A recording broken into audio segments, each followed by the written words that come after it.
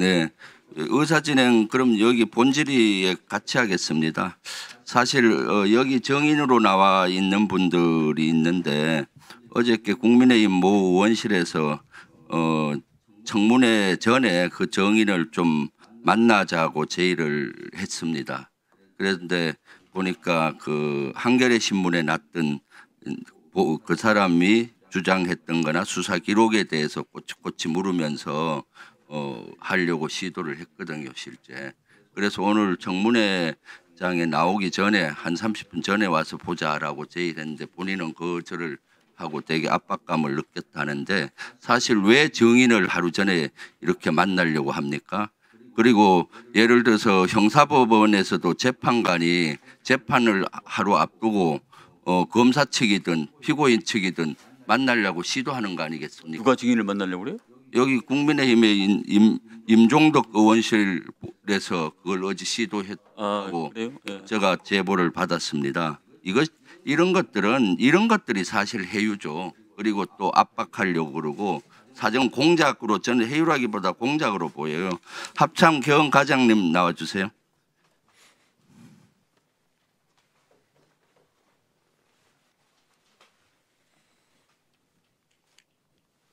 네, 합참 전 겸과장입니다. 네.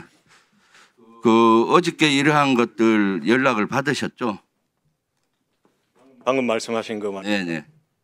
네, 연락 받았습니다. 그래서 어떻게 답변했습니까? 일단 그렇게 하는 건 할 수 없고 정상적 절차대로 그렇게 하기를 원한다고 했고 30분 전에 와서 미리 보자고 했는데 오늘 30분 전에 미리 오지 않았습니다. 네. 그리고 합참에서 본인이 여기 한겨레 신문에 났던 내용에 대해서 그러니까 꼬치꼬치 묻고 그랬죠. 네. 법적 근거가 뭔지 자기 주장을 하면서요. 그래서 네. 합참 개헌과장님은 되게 압박감을 느꼈다라고 그 제보자는 말씀하시던데. 압박감 느꼈습니다. 그렇죠. 해유나 공작처럼 느껴지지 않았습니까? 압박감 느끼고. 일단은 뭐 그거보다는 압박감을 느낄 건 사실입니다. 네. 그래서 이런 것들이야말로 해서는 안 되는 일인데 이것은 그 위원장님께서 이따가 경고를 한번 주시고요. 여기 의사진행 발언 내용입니다. 그래서 좀 추가 시간을 줬으면 좋겠고요. 거기 어저께 그 사람들이 질의하려는 거를 제가 대신 질의할게요. 어제 전화로 했던 내용들 대부분이. 합참의 그 개헌과장님은 평소에 전시에 대비한 계엄 훈련을 하는 보직이죠. 그렇습니다. 네. 그래서 사실 합참에서 계엄에 관련된 최고의 권위자잖아요. 권위자가 되려고 노력하고 네. 있습니다. 계엄을 이번에 할 때 비상계엄 때도 합참 내에 자체 계엄 사령관 밑에 합참 인원으로 계엄 사무소를 운영을 준비 중이었잖아요. 그죠? 그렇습니다. 구성을 준비 지원 중이었습니다.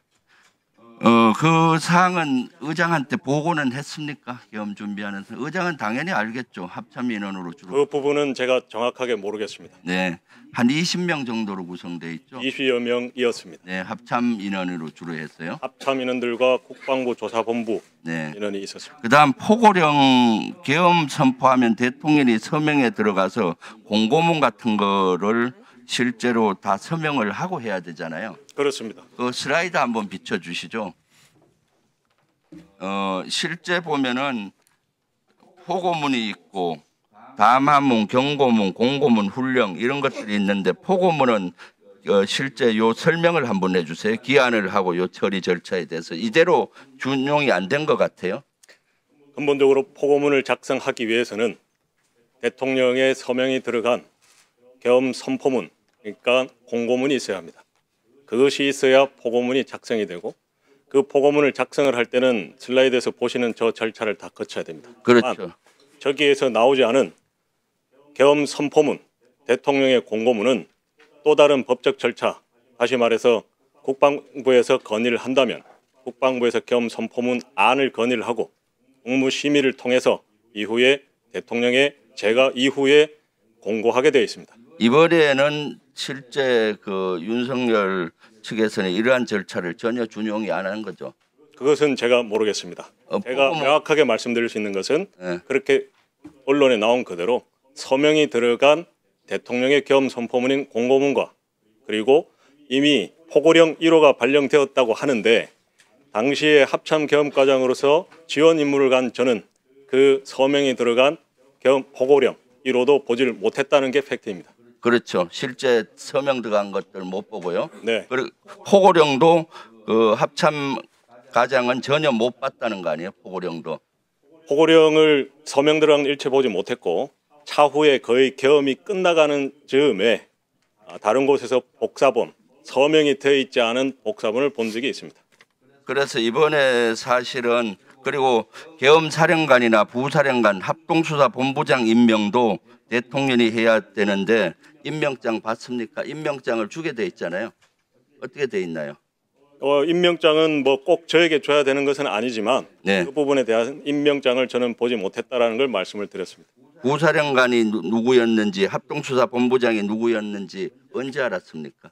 그것은 다 상황이 종료되고 알았고 다만 계엄사 부사령관 정진팔 장군이라는 것은 작전회의실에 도착했을 때 그때 이후에 알게 되었습니다. 그러니까 이번에 사실은 비상계엄 당시에 합참에서 헌법과 계엄법과 그걸 구체하는 업무 편람에 이런 절차가 나와 있는데 절차를 전혀 준용이 안 돼 있다. 이 포고문과 포고령과 관련되는 거는 그렇게 봐도 무관할 것 같아요.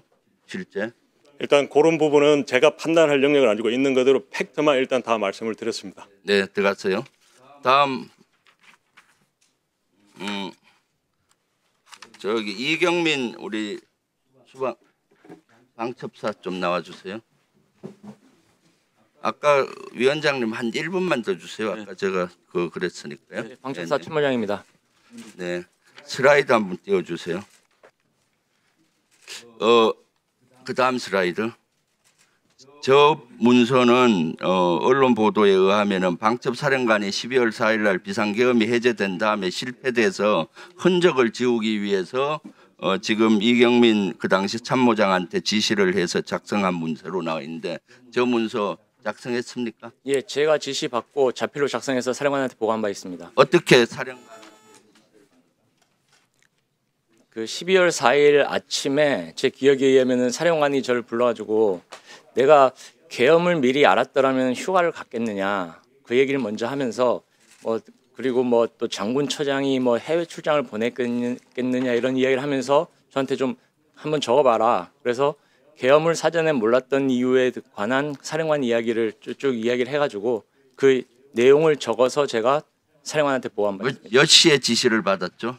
시간은 정확하게 기억이 안 나고 대략 오전 아침 정도인 것 같습니다. 12월 4일 아침에만 실패를 하고 거의 예, 그 이후입니다. 예. 그다음 저걸 작성을 해서 보고 시점은 언젠가요? 오후 정도 되는 것 같습니다. 오후에 했고 그럼 저것을 출력을 여러 분 해서 나중에 다른 사무실에서 출력본이 압수수색 과정에 나왔잖아요. 그 전 과정을 예. 제가 시간이 없으니까 예. 좀 설명을 조금 구체적으로 해주세요. 예, 그래서 제가 그 지시를 받고 제가 그 수첩에 그냥 대강 메모한 것을 가지고 제 사무실에 와서 그 A4 용지에 다시 자필로 적었습니다. 자필로 적어서 오후에 사령관한테 보고를 하니까 사령관이 조금 수정을 하더니 이것을 타이핑을 해와라.